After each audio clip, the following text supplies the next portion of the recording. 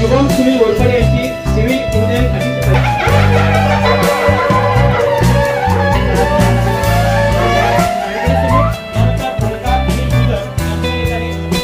Engineering Shivaji Ghorpade यांची सातारा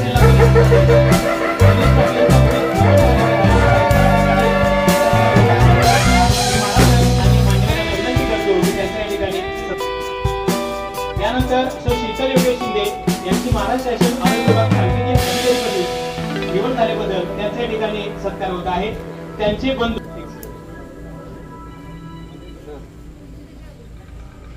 श्रीमंत छत्रपती शिवाजीराजे श्रीमंत छत्रपती शिवंद्रराजे उर्फ बाबा राजे यांचं या ठिकाणी रक्तदान शिबिर यांच्या वाढदिवसानिमित्त आयोजित केलेल्या रक्तदान शिबिराच्या बाबांचं या ठिकाणी आगमन झालंय. या ठिकाणी मी आपल्या सर्वांच्या वतीनं सर्वप्रथम या ठिकाणी बाबांचं स्वागत करतो. खरं पाहिलं तर आज आम्हाला बाबांच्याकडे काही मागायचं नाही. आज आम्हाला बाबांना द्यायचे आणि द्यायचंय काय तर भरभरून आशीर्वाद द्यायचे की असा नेता आपल्याला वर्षानुवर्ष कायम मिळाला पाहिजे. यासाठी आपल्याला त्यांना उदंड आयुष्य मिळावं म्हणून प्रत्येक गावच्या ग्रामदेवतेला आपल्याला साखर घालायचे आणि या राजाला उदंड आयुष्य मिळावं म्हणून सर्वांनी या ठिकाणी प्रार्थना करावी. त्यासाठी आपण या ठिकाणी बाबांना बोलवलं. रक्तदान शिबिर वगैरे हे एक नित्याचे क्रम आहे, ते होत राहते. पण शेवटी आपल्या राजाला आपण काहीतरी दिलं पाहिजे. राजा आपल्याला नेहमीच देतो. गेली 20 वर्ष झाली बाबांनी काय ठेवलंय? आज असं एकही गाव नाही की त्या गावात एखादी अडचण आहे, एखादा रस्ता नाही, एखाद्या लाईटची व्यवस्था नाही, पाण्याची व्यवस्था नाही, असं कुठलं एखादं गाव चालवतं. 80 सालच्या अगोदरचा हा रामखंड पहा आणि त्या अगोदरचे काही लोक असतील त्यांनी पाहिलंय या भागाची परिस्थिती काय होती. आज सर्व भाग सुजलाम सुफलाम झालेला आहे. समाजकारणात राजकारणात असं एकही क्षेत्र नाही की ज्या बाबांनी आपल्या पाऊलखुणा उमटवल्या नाही. कुठलंही क्षेत्र आपण घ्या, त्या क्षेत्रात बाबांनी भरभरून प्रगती केली, समाजाला भरभरून दिले. म्हणून आपल्याला आता या त्यांच्या वाढदिवसानिमित्त आपल्याला एक मागणी की बाबा आजपर्यंत साताऱ्याचं नेतृत्व केलं, तुम्ही जाऊ. आता आपल्याला काय उंची खूप मोठी वाढलेली आहे आणि आम्हाला आपल्याकडून या 24 सालाच्या निवडणुकीत आपण महाराष्ट्राच्या पटलावर आज बाबा आहेत. महाराष्ट्राच्या मंत्री होत म्हणा की मंत्री नाही, महाराष्ट्राचं नेतृत्व बाबांनी करावं. आज की महाराष्ट्रात 288 आमदार बाबा धरून, तर त्या 288 आमदारापैकी बाबा एकमेव असे आमदार आहेत की ते अजात शत्रू आहे. 288 आमदार कुठल्याही पक्षाच्या बाबांच्या पुढे नतमस्तक होत आहे. बाबांच्या कर्तृत्वाला पाहून याचा आपल्याला सार्थ अभिमान पाहिजे. शिवछत्रपतींच्या वंशात जन्माला आलेले आणि त्यांना आपल्याला मतदान करायला मिळतंय याचाही आपल्याला अभिमान असला. तर आपलं एकच कर्तव्य आहे, बाबा तुम्ही महाराष्ट्रासाठी आज आम्ही तुम्हाला सोडलंय. आमचा जो हा पूर्ण मतदारसंघ राजू भैया तर तुमच्याकडे आहे, पण आज राजू भैया जरी कायम तुमच्या बरोबर तिकडे आले तरी हा भाग बाबांना सोडून कुठेही जाणार नाही याची या ठिकाणी देतो. आणि या कार्यक्रम खूप आहे.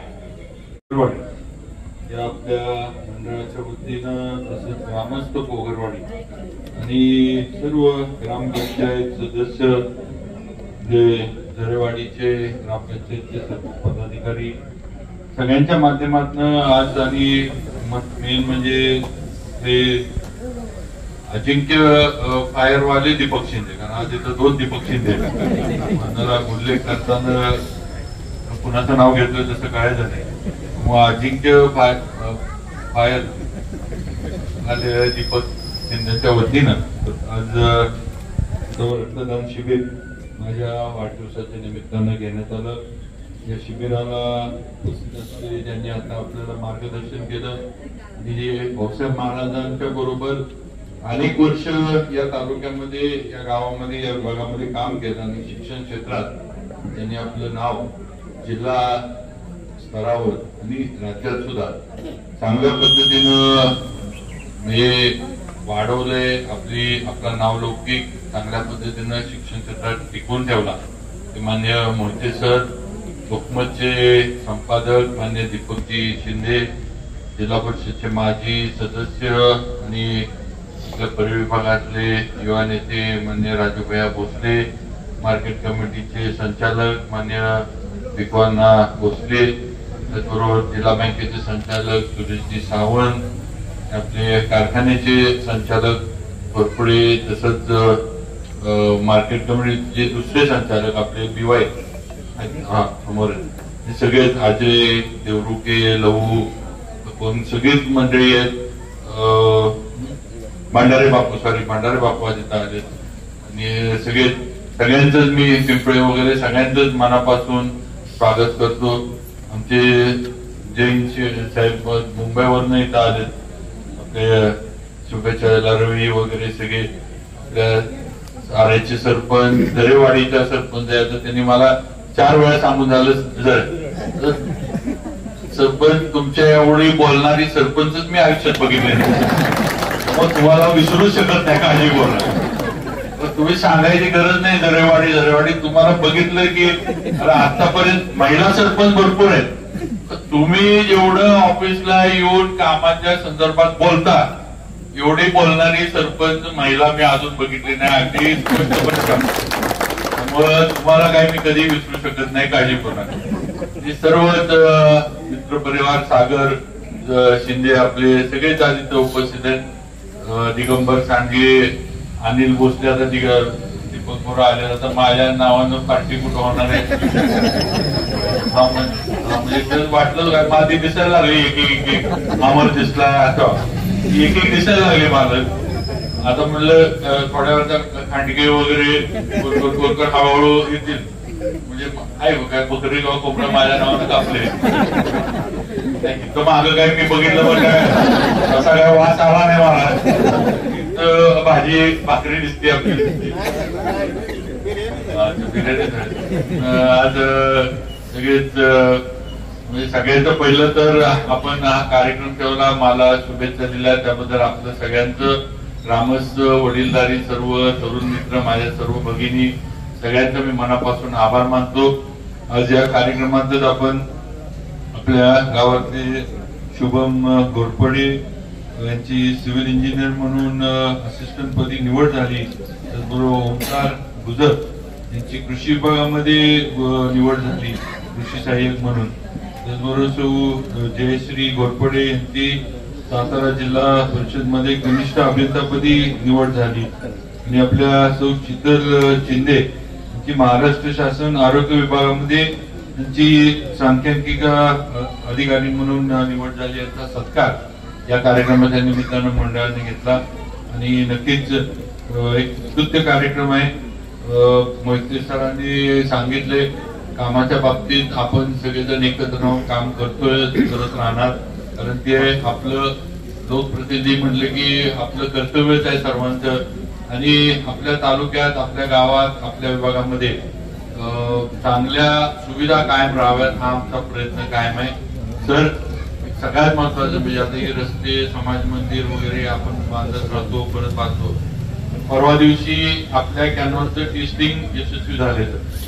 आज खऱ्या अर्थानं भाऊसाहेब महाराजांचं जे स्वप्न होतं उरमोडीचं पाणी, आता ठीक आहे आपण पाणी नदीला राहते म्हणून स्कीमा केल्या, त्याच्यावर आपण बागायत करतोय, पण आपलं हक्काचं पाणी आता आपल्याला मिळणार आहे. आपल्या सगळं कॅनॉल वगैरे जे आहे गणेशवाडी पर्यंत आपलं जे टेस्टिंग झालं, 1-2च ठिकाणी थोडं लिकेज टेस्टिंग मध्ये आले, पण ते पण आता त्यांना ते दुरुस्त करतील. पण सगळीकडे पाणी तर जे आहे ते सुरुवातीला आपला उघडा पाट आहे आणि पुढं पाईपलाईन आहे. त्या ह्याच्या माध्यमातून घोरमोडीचं पाणी हे सातारा तालुक्यामध्ये टेस्टिंग परवा दिवशी झालं. आजच्या आपल्याला काही कार्यक्रम वगैरे घेता आला नाही, पण एकदा निवडणुका संपल्यानंतर चांगला आणि आपले महाराष्ट्राचे उपमुख्यमंत्री देवेंद्र फडणवीसांना इथं आणून जंगी कार्यक्रम सर आपण आपल्या घोरमोडीच्या कॅनॉलचं पाणी आलं. कारण हा विषय जो आहे आपण एक लक्षात घ्या की छोटी मोठी कामं, रस्ते आणि हे सगळं हे तात्पुरतं असतं. शेतीला पाणी जर आलं आणि मिळालं तरी पिढ्यानपिढ्याच म्हणजे पुण्य येते. म्हणजे एक पिढी नाही तर पुढच्या 10 पिढ्या त्या पाण्यावर शेती करत राहणार आहे. आपल्या जेवढ्या असतील तेवढ्या पिढ्या शेतीमध्ये कायम राहणार. आणि हा विषय महत्वाचा आहे. आम्ही ते मार्गी लावू शकलो. कारण उरमोडीचं धरण जर तुम्हाला माहित आहे पूर्वी होतं सातारपुरतं आपल्या 1.5-2 TMCचं. त्याला उरमोडीतनं खटावमानला पाणी न्यायचं दुष्काळी तालुक्याला म्हणून भाऊसाहेब गुजगे वगैरे यांनी महाराजांना हे केलं. ते 1.5-2 TMCचं धरण 9 TMC झालं. आणि आज आपल्या धरणाचं पाणी अगदी म्हणजे सोलापूर जिल्ह्याच्या टोकापर्यंत म्हणजे बॉर्डर पर्यंत गेले. आपलं